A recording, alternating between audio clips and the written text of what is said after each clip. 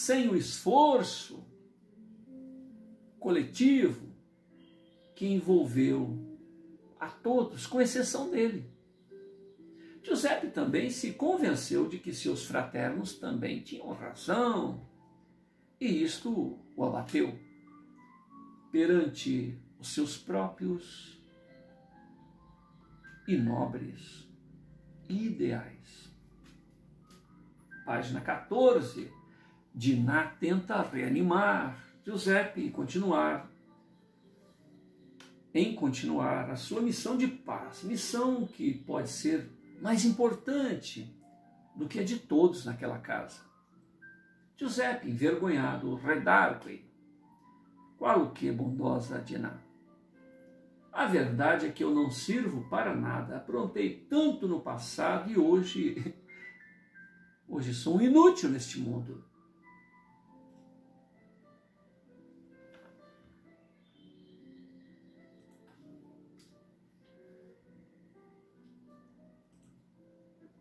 Espero que Jesus se apiede de minha pobreza espiritual, me tirando daqui o mais cedo possível. Afinal, eu estou envergonhando, estou perturbando todos vocês.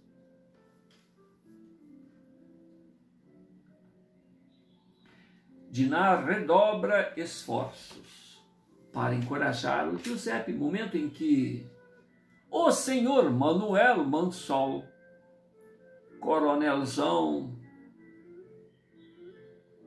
papaizão, ali aparece, enaltecendo a bravura e presteza de Sarvin. E quanto ao seu, que é o seu primogênito, tá? E ainda faz comentários pesarosos, depreciativos quanto às atitudes lamentáveis de Giuseppe. Uma vez que ele se postou como um inútil, comentário este que é repreendido pela Dinah. Mas, papai, é necessário dar um tempo para que Giuseppe se encontre. Logo ficará bom e poderá mostrar o seu valor e deixar o seu legado junto a todos nós. Abrindo um parênteses aqui. É interessante que a Shirley, até aqui, descreve Giuseppe como qualquer um de nós deve ter visto até agora, né? Giuseppe é um inútil, um lunático, não passa disso. E o coronelzão, o papaizão, o poder, né, local, inclusive líder entre os coronéis da região, é o bonzão, é o que manda, é o poder da região. E depois, no decorrer do romance, mostra a futilidade, a fragilidade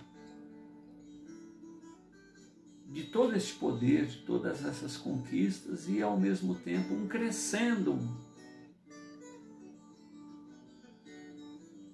desse lunático.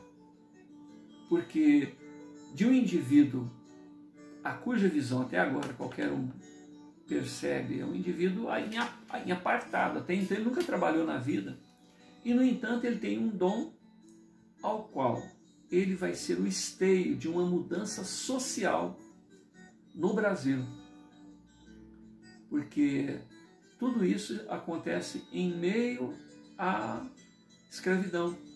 O país mais renitente, que mais demorou para libertar os seus cativos, né?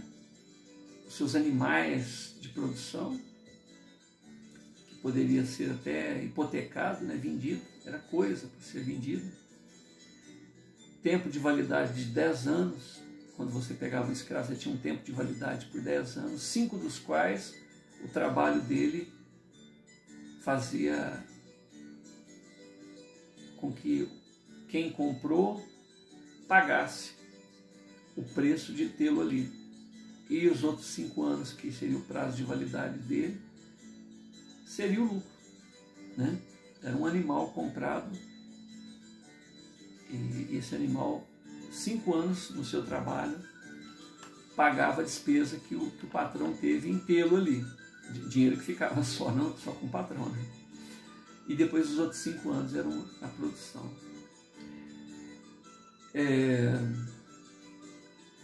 Interessante isso, essa visão em 2 fases. O Giuseppe inútil e depois o Giuseppe realmente fazendo a diferença na sociedade, porque ele era uma antena, né?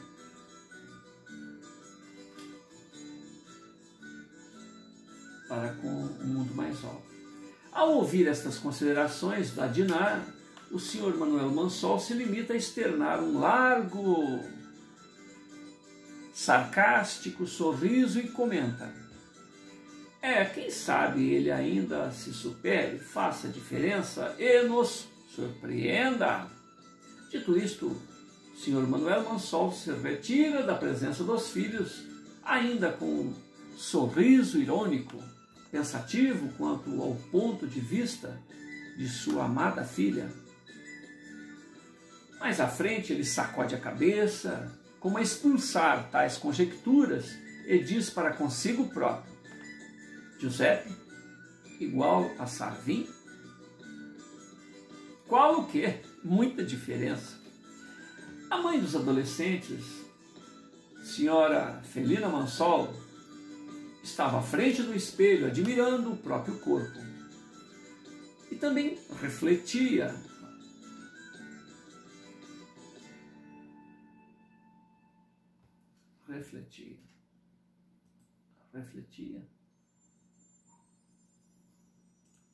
Ajuizava.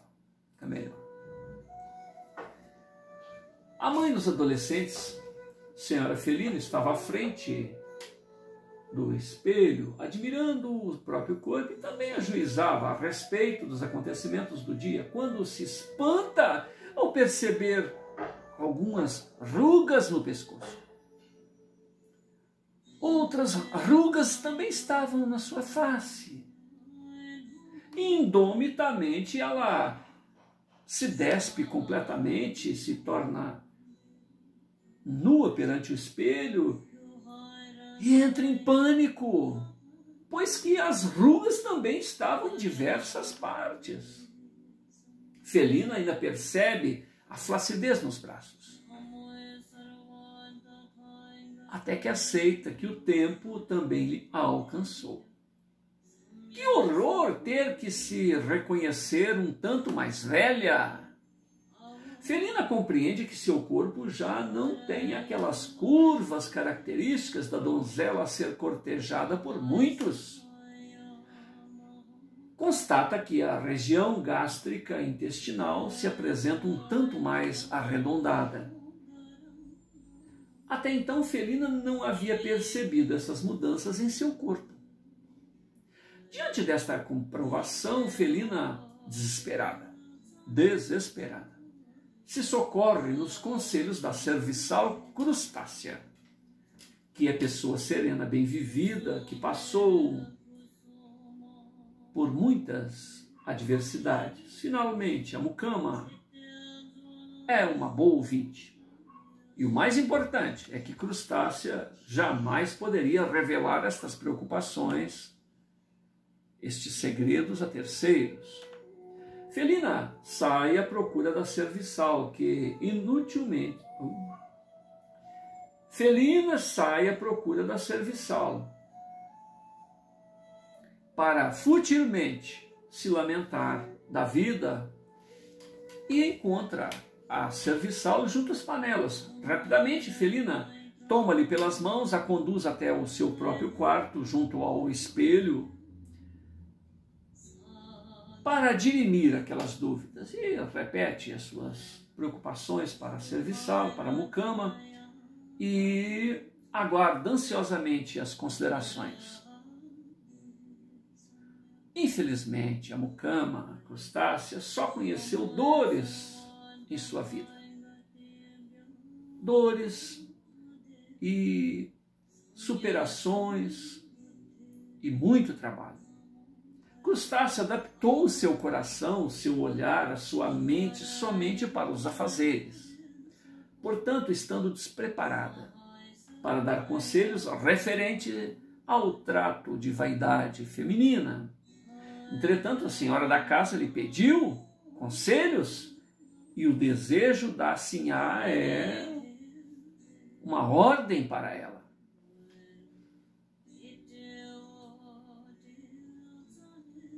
Página 15. Então Crustácia se esforça por resgatar a sua feminilidade. Dá uma boa olhada no corpo da patroa e afirma: Sinhá, a senhora é a mulher mais bonita que eu já vi.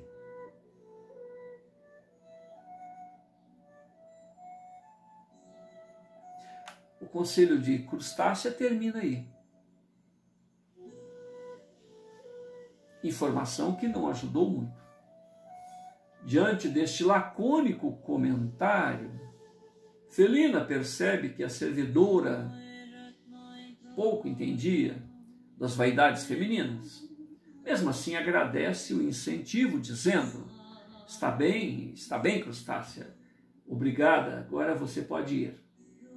Crustácia retorna aos seus afazeres, fechando a porta do quarto, balançando a cabeça, falando sozinha. Entretanto, enquanto isto, Felina continua com as suas preocupações de mulher e reconhece que as marcas do tempo estão presentes no seu corpo. Dentre os vadios prendidos durante o incêndio em Saques, um deles chamava atenção por não se incomodar com o brutal tratamento recebido juntamente com os demais detidos. Eram as dores infligidas aos capturados à busca de eventuais confissões. E aquele rapaz nada revelou a respeito de seus planos ou de seus companheiros. Outro mistério que envolvia o jovem era a presença na parte externa daquela precária instituição carcerária de um homem branco, com visíveis recursos financeiros, boa aparência, semblante austero, 50 anos aproximadamente, inquieto, em silêncio. O respeitado senhor aguardava o destino daquele preso. Quando policiais e funcionários da Força de Segurança da região, integrada por brancos e pardos, passavam por ele e prestavam reverências em sinal de respeito. Momentos após, senhor Manuel Mansol, marido de Felina, pai de Diná Sarvin e Crustácia,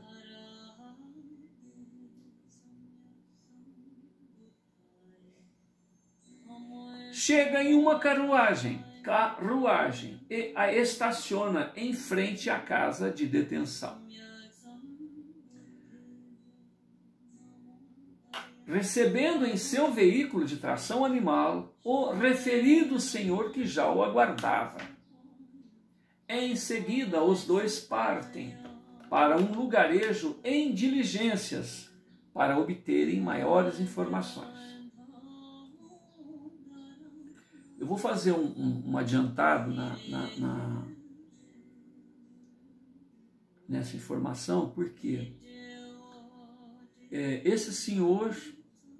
Então vocês se recordam que a Crustácia, ela tinha um filho, um bebê que foi tirado dos braços dela, e 20 anos depois, né, a história está aí continuando.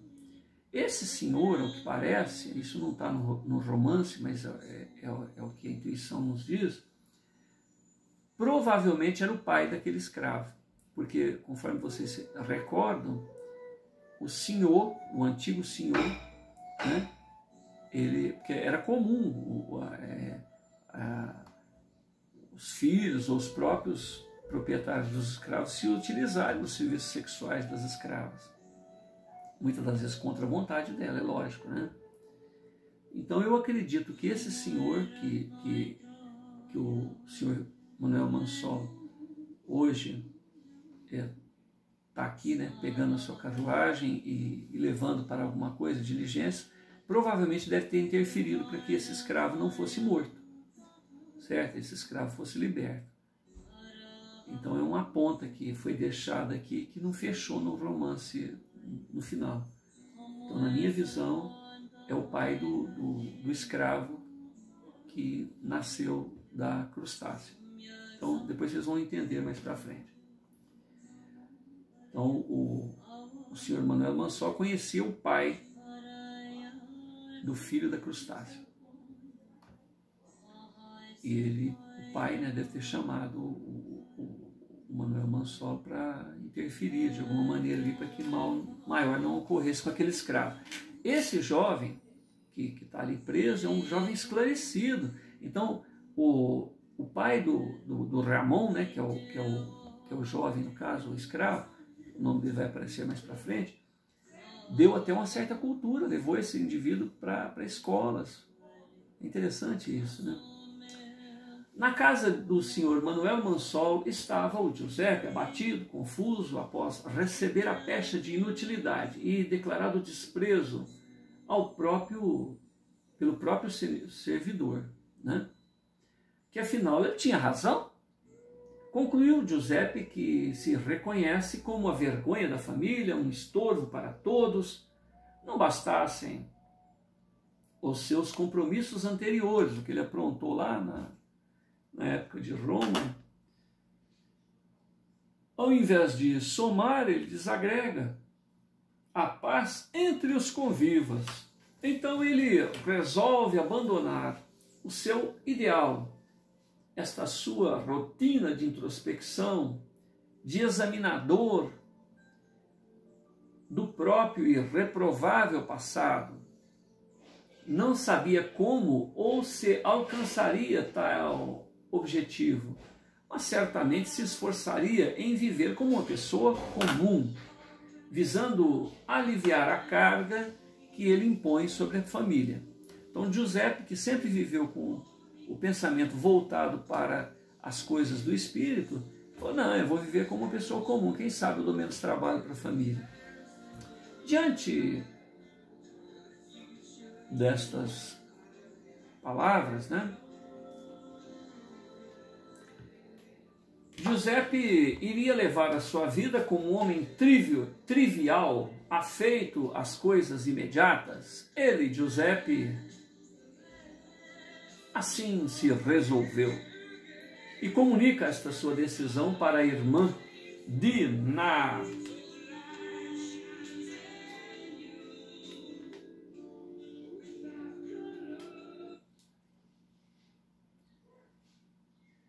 Que o repreende.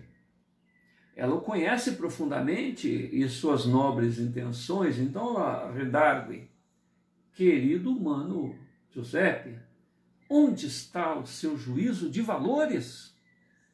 Onde está a sua fé em Deus?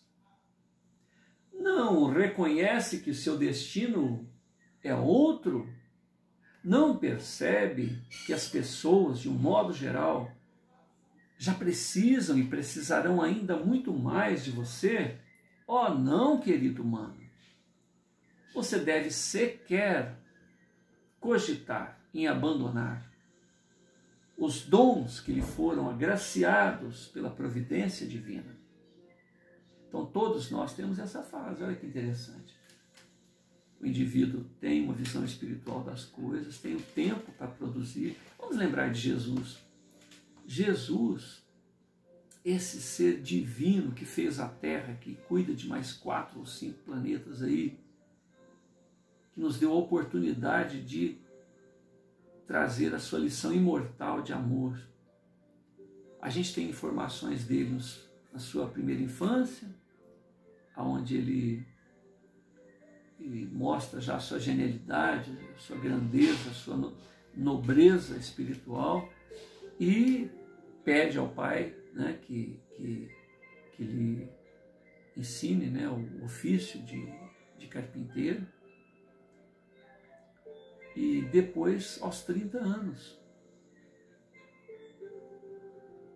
dos 30 aos 33 anos, ele deslancha, né? Assim é a vida desses seres especiais. Em pouco tempo, em pouco prazo, eles mudam a história do planeta. Jesus mudou.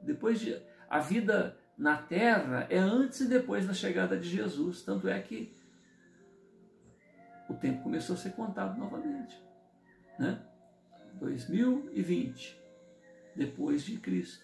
Muito embora haja aí um erro de 4, 5 anos, 6 anos, de 4 a 6 anos, né? Em relação ao levantamento histórico de quando foi a data exata, né, do Cristo. Então, quando a gente se refere a Jesus há 2000 anos atrás, a 2020 anos atrás, não é exatamente assim, é 2024, 2026, 2025. Né? Nós temos que lembrar, eu estou com 63 anos, nós temos que lembrar que quem tinha 80 anos, 70 anos aproximadamente, era tudo analfabeto. Na minha época, quando eu fazia o curso primário, junto comigo ali haviam adultos sendo alfabetizados. Estava no primário, tinha primeiro ano, segundo ano, era uma classe mista com adultos. E era muito importante. E desde essa época eu percebi que a vida a dois, né, o casamento, tudo, cobra muito da pessoa. Então, é complicado. Para que você tenha um desempenho, você tem que ter uma exclusividade para aquele tipo de... Né? Então, é por isso que a vida desses seres especiais geralmente tem acompanhado de um celibato, não todos, mas é acompanhado de um celibato, é acompanhado de uma vida diferente da rotina das pessoas em comum, para esses seres especiais, né? Agora, para nós outros, né, os beneficiários desses seres especiais, é cuidar do próprio trabalho. Hoje o grande desafio não é socorrer o outro, é socorrer a si próprio. O nosso desafio atual é nos socorrermos, é nos melhorarmos dentro da nossa capacidade de reconhecer que os nossos equívocos, nas nossas decisões, em outras palavras, a falta de amor, a falta de aplicar isso que Jesus vem ensinar no nosso dia a dia. Então, hoje, o trabalho não está em socorrer o outro, está em socorrer a si mesmo. Não está em converter o outro, em fazer do outro um ser melhor, mas fazer-se melhor. Esse trabalho é automático. À medida que você melhora, você dá o exemplo. Aquilo que você se esforçou para alterar o seu propósito de vida para melhor, você estimula o outro. Né? Uma pessoa muito estudiosa estimula o outro a estudar. Um indivíduo que venceu um vício estimula o outro a vencer também. Toda a nossa conquista serve de exemplo. E é nesse sentido que nós podemos socorrer as outras pessoas. Dedicando mais a nós mesmos, fazendo-nos melhores, vencendo nós mesmos, né? Vencendo o estágio anterior em que nós estávamos, nós iremos estimular muitas outras pessoas.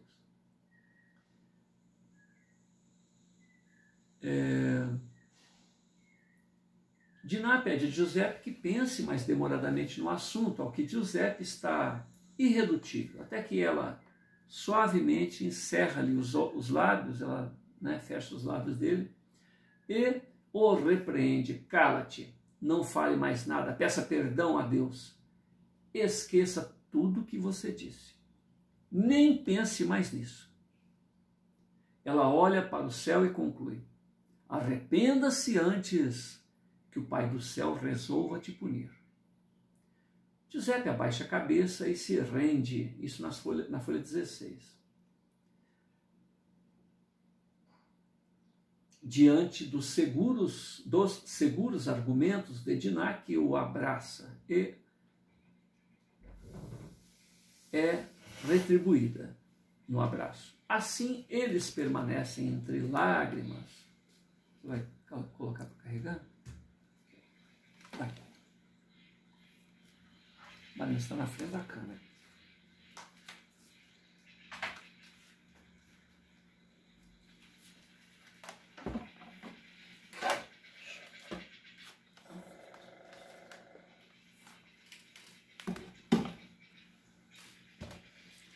Giuseppe abaixa a cabeça e se rende diante dos seguros argumentos da Dinah, que o abraça e é retribuída. Assim eles permanecem entre lágrimas, até que um clima de dever cumprido e paz legítima os alcançam. Ambos sabem da importância da presença de indivíduos com dons especiais, com dons semelhantes ao que Giuseppe possui aqui neste chão da terra, pessoas conscientes, operantes, destemidas, tendo em vista a perturbação de cada época, o desespero em que se está mergulhado. Entretanto, tal empreitada exige o servir com renúncia, perseverança, tendo em vista que as ingratidões e incompreensões não irão faltar. Os filhos do século, irmãos de jornada carnal, em sua grande maioria observam a rotina da vida com extremada superficialidade.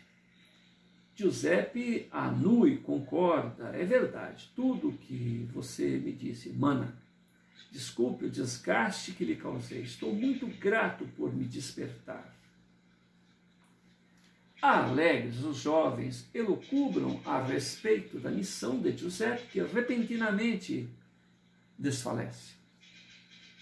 Desta vez, com fenômenos inovadores, o que causa maior preocupação em Dinah. A princípio, Giuseppe bate com o crânio no assoalho de madeira. Dinah, até então acostumada com o fenômeno, lhe ampara a cabeça, se utilizando de um travesseiro para que não se fira durante as contrações musculares involuntárias. Giuseppe perde a respiração e o batimento cardíaco, adquirindo um aspecto cadavérico, ao que Dinah pede ajuda aos demais familiares e ninguém lhe dá atenção. Ela entendeu que os demais domésticos preferem que Giuseppe morra durante um destes eventos, aliviando a carga de todos. Dinah continua com os cuidados com o irmão e observa que a epiderme dele se modifica da cor branca para a cor negra, o que lhe causa maior espanto, porque até então isto nunca ocorrera. Dinah reafirma um pedido de socorro, no que é novamente ignorado. Novamente é ignorado. Ninguém socorre o Giuseppe. Ela receia que Giuseppe tenha se ferido gravemente com a queda, tenta levantá-lo, mas suas forças são insuficientes. Resta-lhe aconchegá-lo ao colo e, nesta oportunidade, o ouve falando numa língua estranha ao que ela entendeu como irmãos em Deus, seguido das palavras paz. Diante do ocorrido, ela percebe que tudo está bem com seu irmão. Ela foi surpreendida por mais uma característica do dom que ele recebeu de Deus. Ela fica em dúvida se continua aquele diálogo com o mensageiro do Eterno ou com o irmão nas limitações de seu corpo frágil. Ela resolve aguardar os acontecimentos. E o tempo que parece congelado entre Dinah e seu irmão, inquieta diante do silêncio, naquele tempo que parece infinito, enigmático, Dinah se arrisca perguntando: o que é, amigo? Que você vê? Tu és de paz? és tu de paz? Giuseppe se mantém em silêncio. No entanto, exibiu um sorriso meigo naquele rosto enegrecido e delicado. Sorriso este que ela não sabia se era a resposta do ser divino a lhe informar que tudo estava bem ou se era a reação fisiológica do próprio irmão. Então ela pede ao Giuseppe que acorde. Página 17. Qualquer outra pessoa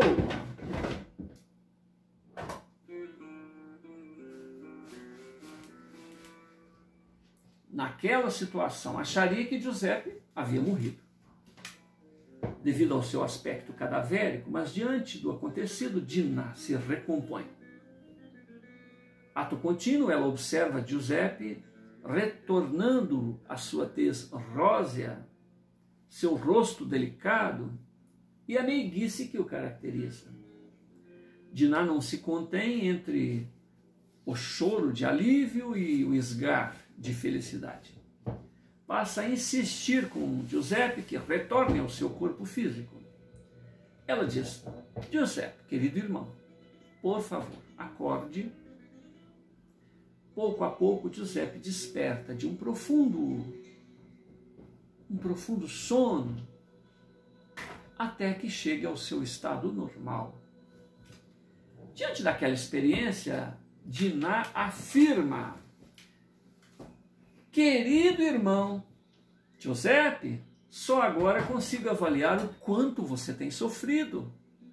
Com tudo isto, perdoe-me pelas tantas vezes que critiquei o seu comportamento. Eu te prometo, Giuseppe, querido irmão, que tudo farei para ajudá-lo. Falarei com mamãe, falarei com papai, falarei com Sarvin, com tia Norma. Eles irão entender. Agradecido pelo carinho, atitude protetora da irmã caçula, Dinah, mas ciente das dificuldades que certamente ela encontrará nesta empreitada, Giuseppe retribui o esforço de Dinah com um generoso sorriso. Em seguida ele, Giuseppe, abraça a sua irmã caçula e diz: querida maninha, não se preocupe, eu não sofro. Não dói, não tenho visões aterradoras, por isso não se aflija desnecessariamente. Quanto a falar com o restante da família, eles já têm opinião